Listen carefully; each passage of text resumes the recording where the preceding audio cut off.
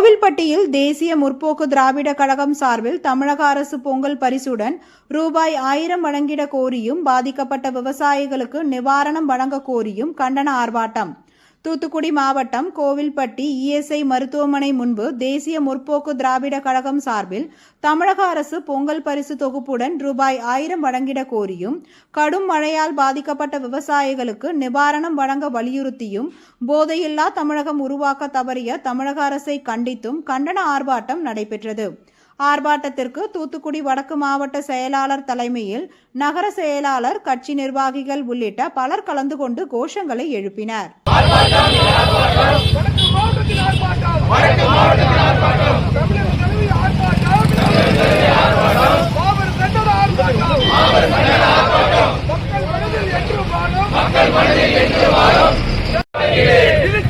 என்று சொல்லி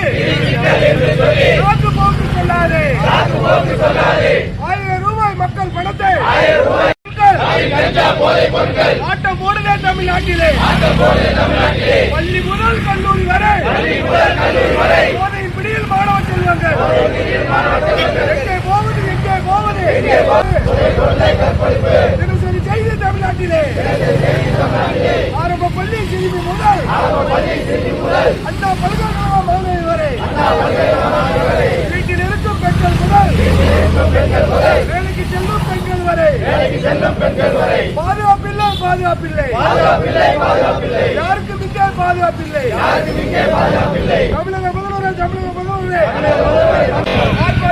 ஆர்ப்பாட்டம் கேப்டன் பணியின் ஆர்ப்பாட்டம் அந்நிய நாடுகளுக்கு ஆர்ப்பாட்டம்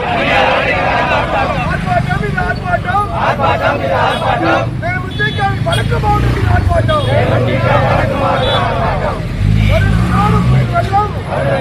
விவசாய மக்களை காப்பாற்று.